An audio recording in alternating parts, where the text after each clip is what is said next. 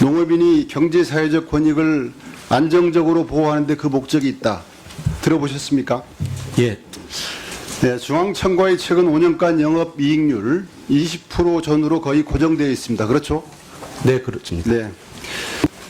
저는 중앙청과의 높은 영업이익률, 그것은 정부가 보장하는 독과점 구조에 안착해 있기 때문이다. 이렇게 진단하고 있습니다.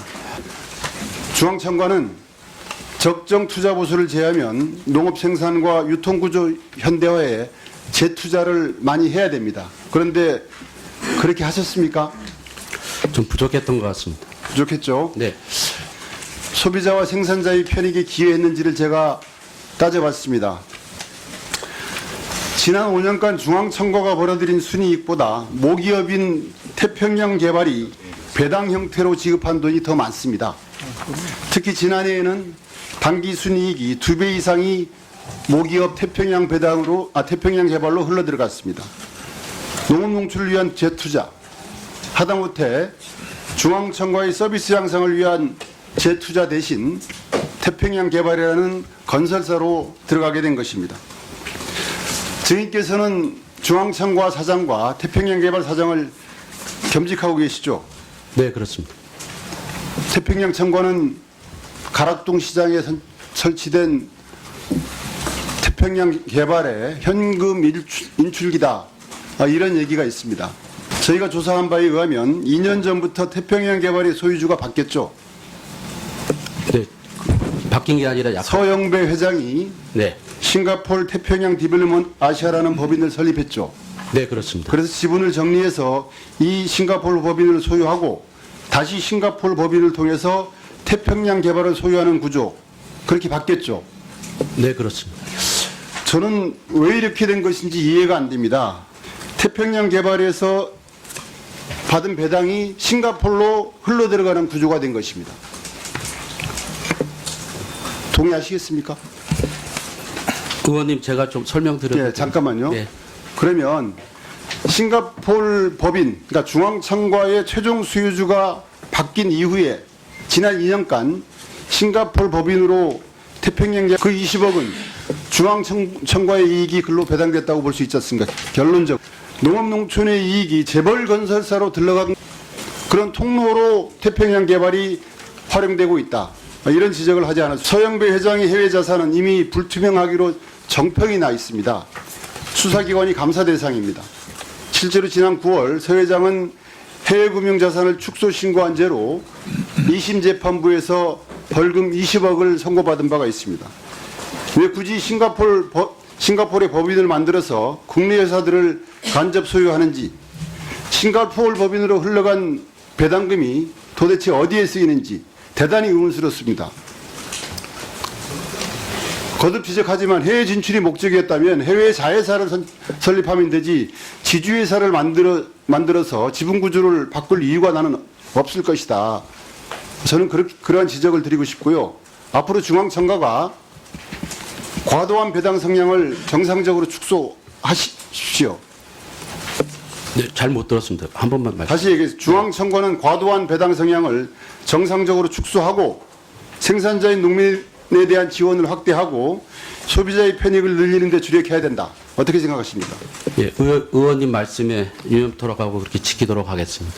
농민들이 피땀 흘려 생산한 농산물이 정당한 가치를 인정받을 수 있도록 중앙청과가 모범을 좀 보여주시기 바라겠습니다. 그렇게 하시겠습니까? 예, 이 부분 오늘 의원님께서 네. 주신 말씀 유념해서 농산물 유통의 재투자에 최선을 다하도록 노력하겠습니다. 죄송합니다. 사실 2018년 대비 2023년에 단기 순이익이 66%, 92%, 동아청과는 233%, 한국청과는 290% 이렇게 증가를 했습니다. 이 증가 대비 사실 이 법인들의 어떤 농업과 유통 과정에 대한 기여도를 좀 보면 정가 수입 매매를 한다든가 이런 비율이 줄어들고 있어요. 늘어나는 게 아니고 법인에서 출하자 및 유통주체 지원금도 정체 내지 하락하고 있습니다. 크게 높지 않습니다.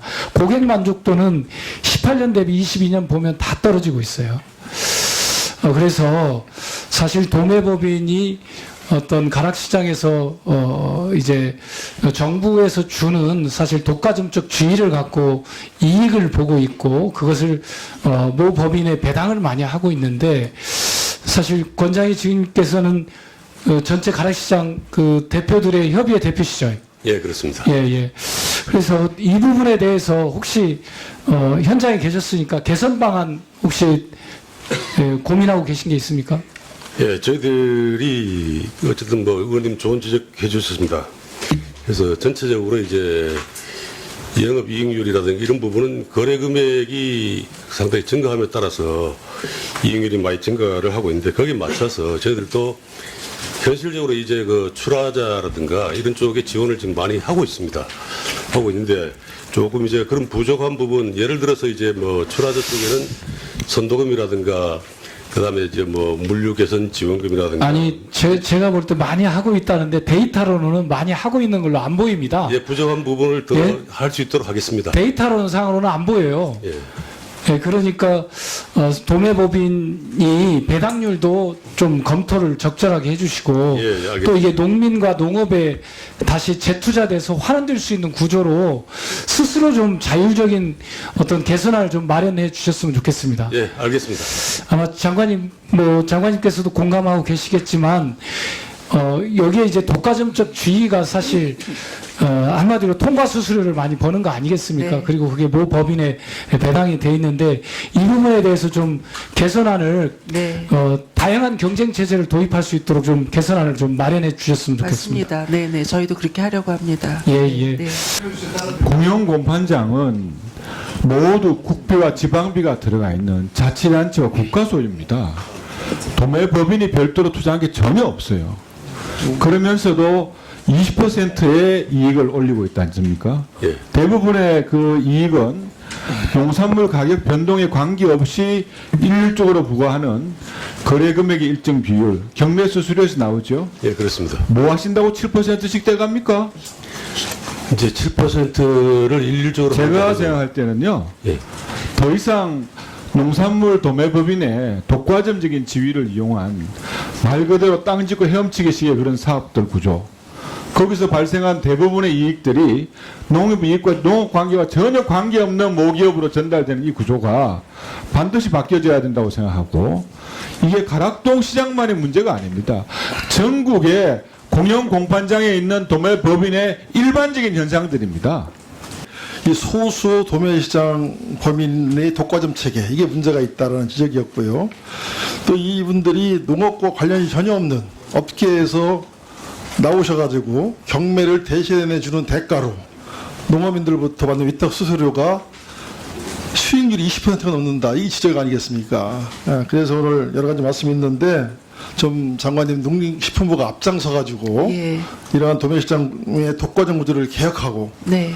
또 이 유통 수수료를 낮추기 위한 이 법안, 법용 제도를 마련해야 될 것 같습니다. 맞습니다, 위원장님. 예, 예. 이 도매시장 안에 있는 이 법인들 간의 경쟁 구조를 좀 확립해야 되고 수수료율도 재정비해야 하고요. 그다음에 또 이제 그 공판장에만 의존할 것이 아니라 또 다른 유통 경로가 필요하기 때문에 온라인 농산물 도매시장이 개설이 되었으니 그 법적 기반도 또 만들어야 하거든요.